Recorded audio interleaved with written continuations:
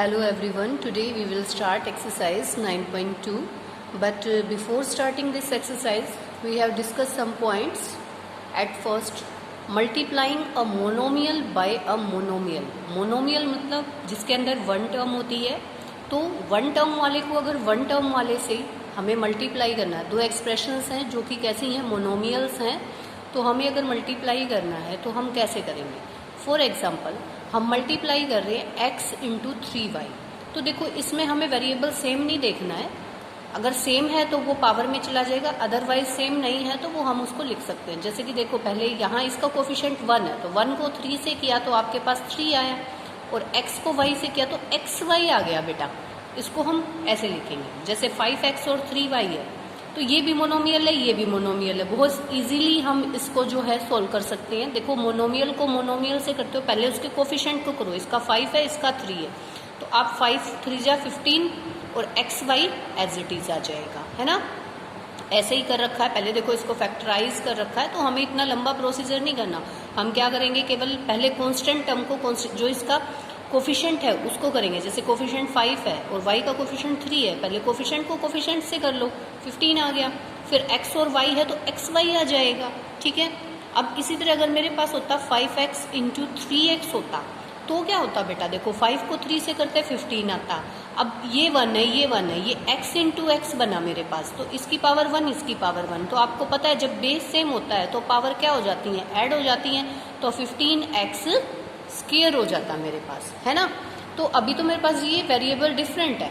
अब देखो नेक्स्ट में जैसे बताया गया है ऐसे ही 5x है और 4x स्क्वायर है, तो 5 को 4 से करेंगे तो क्या आएगा, 5 इंटू 4 तो 20 हो गया, और x इंटू एक्स स्क्वायर है, इसकी पावर 1 है, मतलब तो अगर बेस सेम होता है तो पावर क्या हो जाती है, ऐड हो जाती है, यानी x क्यूब आ गया। तो हमारे पास क्या फाइंड आउट हुआ, 20x के क्यूब, ठीक है।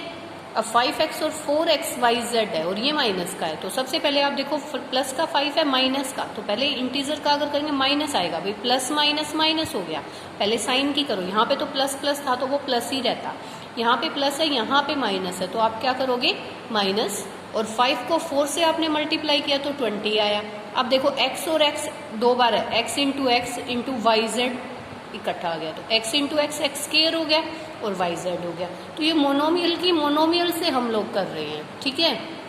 तो इसी के बेस पे हमारा जो है 9.2 का फर्स्ट क्वेश्चन इसी बेस पे है कि हम मोनोमियल को मोनोमियल से कर रहे हैं मल्टीप्लाई। तो देखो कैसे करेंगे मोनोमियल को, जब मोनोमियल से करते हैं तो हम किस तरीके से इसको सोल्व करेंगे। तो हमारे पास क्वेश्चन है 4 मल्टीप्लाई 7p, फर्स्ट क्वेश्चन का हमारा फर्स्ट पार्ट है।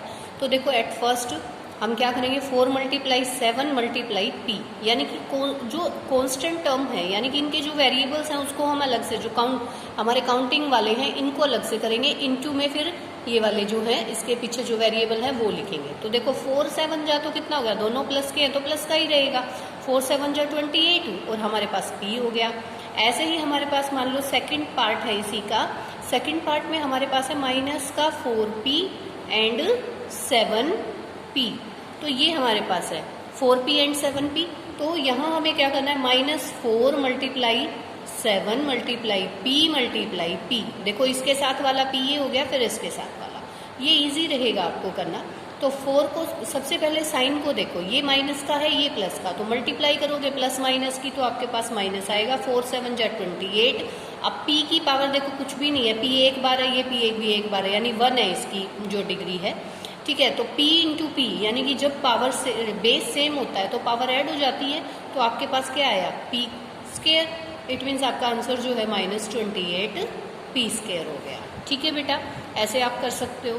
अब इसी का जो है मैं थर्ड पार्ट ले लेती हूँ। थर्ड पार्ट इसका हमारे पास क्या है, थर्ड पार्ट में हमारे पास है -4p एंड 7p क्यूब, तो इसको भी ऐसे ही -4 multiply 7 multiply p multiply q। देखो मैंने इन वेरिएबल्स को तीनों को लिखा है, जितनी बार ये है उसको हम लिखेंगे। अब देखो माइनस प्लस माइनस, 4 7 जा 28, p इंटू p स्क्वायर हो गया आपका, और q जो है वो आपका सिंगल रह गया, तो अब आप इसको क्या लिख सकते हो, -28 p स्क्वायर q, तो ये वाला आंसर हो जाएगा, ठीक है। Now come to its question number second number question है, find the areas of rectangle with the following pairs of monomial as their lengths and breadths respectively. अब आपको क्या बताना है, आपको एरिया बताना है रेक्टेंगल का जहाँ पे आपको मोनोमियल के पेयर में लेंथ और ब्रेड्थ गिवन है। देखो जैसे कि ये फर्स्ट है P एंड Q, फिर 10M एंड 5N, यानी पहले वाली लेंथ है, दूसरी वाली आपकी ब्रेड्थ है। जो इस ब्रैकेट के अंदर दी हुई है ये लेंथ है, ये ब्रेड्थ है, ये लेंथ है, ये ब्रेड्थ है, ये लेंथ है, ये ब्रेड्थ है। तो हम इसको कैसे अटेम्प्ट करेंगे, देखें।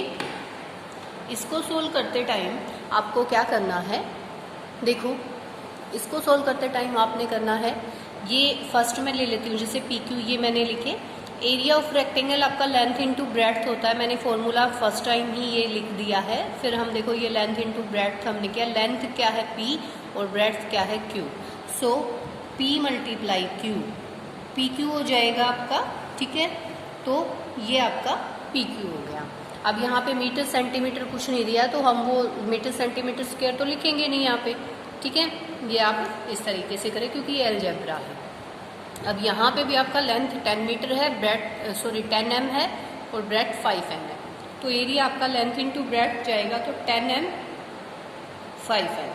तो आपका क्या होगा 10 multiply 5 multiply M multiply N। तो 10 5 जा 50 है ना, और M इंटू N MN। देखो बेस सेम नहीं है तो वो दोनों ही आ जाएंगे। ऐसे ही आपका नेक्स्ट वाला है थर्ड पार्ट में देखो आपकी लेंथ जो है 20x स्क्वायर है और ब्रेड्थ जो है वो 5y स्क्वायर है। तो हम इसको मल्टीप्लाई करेंगे, 20 मल्टीप्लाई 5 आपको पता है, पहले कोफिशिएंट को फिर इनको लिखना है आपने इस तरीके से। तो 25 जो हमारा जो है वो 100 हो गया, इंटू में x स्क्वायर इंटू में y स्क्वायर, तो आपका हो गया 100x square y square. Okay बेटा, तो ऐसे आप इसको करेंगे। अब नेक्स्ट वाला आपका है इसी तरीके से इसको करें।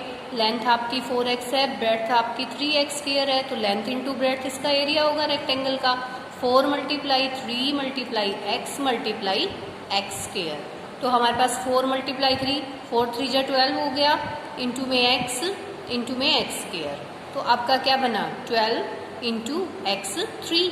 देखो बेस सेम है, पावर ऐड हो जाती है, यहाँ पावर 1 है, कुछ नहीं है, मतलब 1 टाइम है ये 2 टाइम है, तो ये x क्यूब। तो 12x क्यूब जो है आपका आंसर हो गया, ठीक है। And the last part, fifth part is area. अगर आप निकाल रहे हैं एरिया इसका कैसे निकालेंगे, length into breadth 3mn multiply 4np।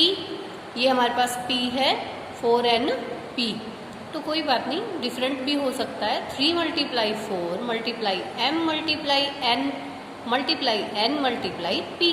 तो आप देखो कौन सी चीज़ कितनी बार है। आप देखो 3 4 जा 12, ये एज इट इज़ 12 आ गया, m इंटू m एज इट इज़ रहेगा आपका, ठीक है।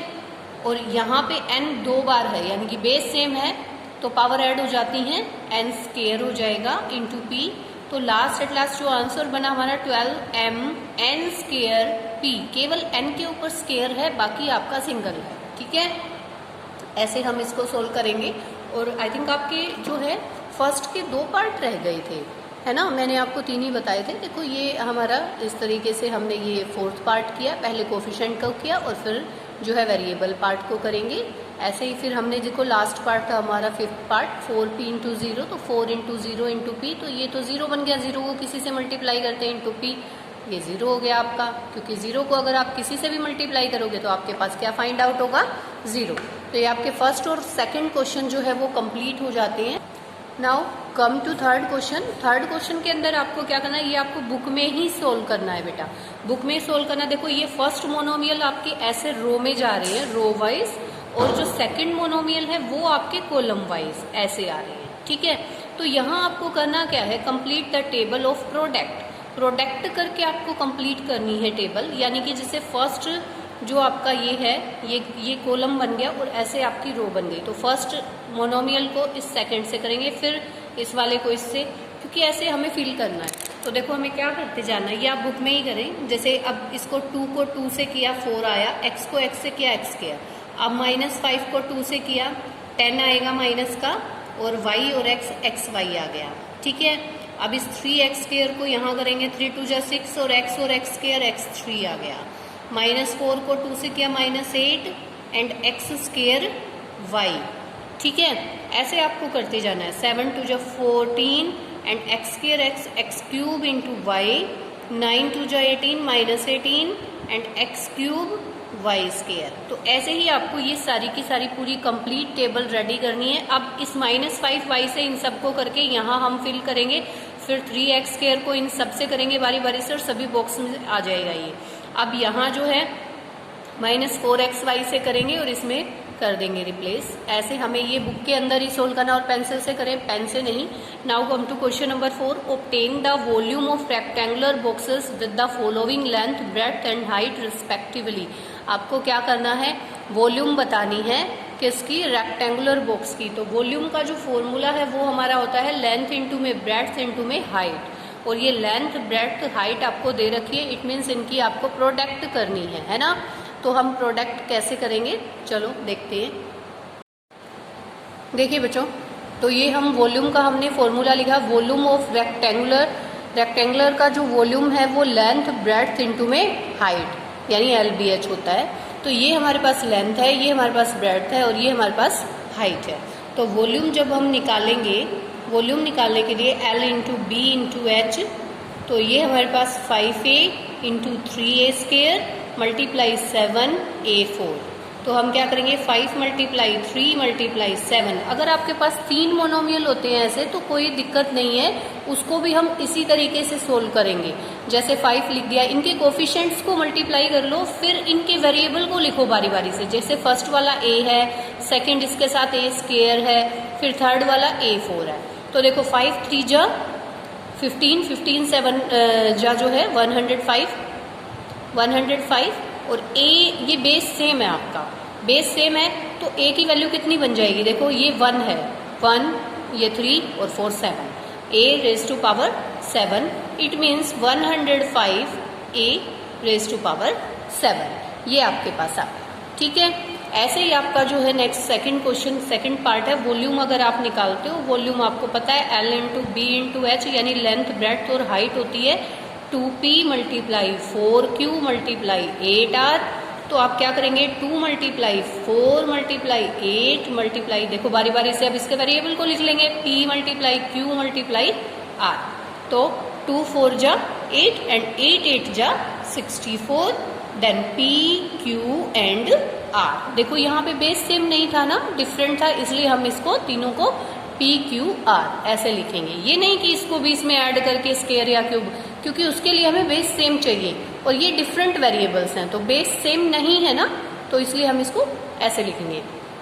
इसके जो हैं 2 पार्ट्स मैं आप लोगों के लिए छोड़ रही हूँ, आप लोगों को सोल्व करने हैं बिल्कुल इसी तरीके से जैसे मैंने कराया है। अब आ जाइए क्वेश्चन नंबर 5 पे। आपको क्या करना है, प्रोडक्ट जो है फाइंड आउट करना है। प्रोडक्ट फाइंड आउट करेंगे तो कैसे करेंगे, देखो इसमें आपको प्रोडक्ट मतलब मल्टीप्लाई, तो XY multiply YZ multiply ZX। आप इसको सिंगल सिंगल में ले जाइए, X multiply Y multiply Y multiply Z multiply Z multiply X। अब आप देखो X यहाँ है आपका, यहाँ है, कितनी बार है, 2 बार है, तो X की पावर 2 हो गया। ठीक है, ऐसे देखो, चाहे देखो इसकी पावर 1 है, बेस सेम होता है तो पावर ऐड हो जाती है। आप ऐसे देख लो, y और y है 2 टाइम्स है y स्केयर, z और z 2 टाइम्स है z square. Now x square y square and z square. अब अकॉर्डिंग टू आइडेंटिटी हम इसको ये भी लिख सकते हैं, जब आपकी पावर सेम होती है तो पावर एक ही बार लगा के इसको सबको ऐसे लिख सकते हैं। तो आप ऐसे भी लिख सकते हैं और ऐसे भी, ठीक है, दोनों ही तरीके ठीक है आपके, कोई प्रॉब्लम नहीं है। अब देखो बच्चों, इसका सेकंड पार्ट हमारे पास आ जाता है। Second part A minus A square and A cube. तो देखो सेकंड पार्ट में भी हमें मल्टीप्लाई करना है, it means A multiply minus A square multiply A cube. अब आप ध्यान से देखना, जैसे कि ये प्लस है, ये माइनस है और ये प्लस है, तो ये तो प्लस प्लस प्लस हो गया और प्लस का माइनस के साथ करेंगे। देखो अब माइनस कितनी बार है ना, एक ही बार है, तो प्लस के साथ इसका अगर मल्टीप्लाई करेंगे तो माइनस ही आएगा। अब A देखो, A 1 टाइम है, ये 2 टाइम हो गया, यानी 2 1 3 और 3 6, A रेज टू पावर 6।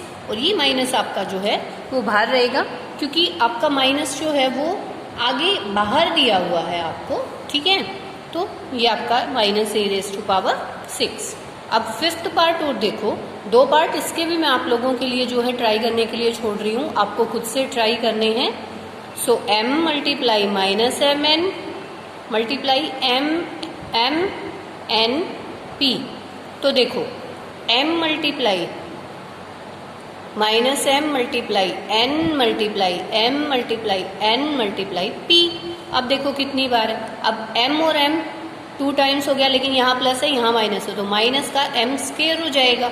ऐसे ही n देखो n 2 टाइम्स है, n स्क्वायर हो गया, और फिर p जो है हमारा सिंगल टाइम है, तो हम इसको क्या लिखेंगे, minus m square n square p।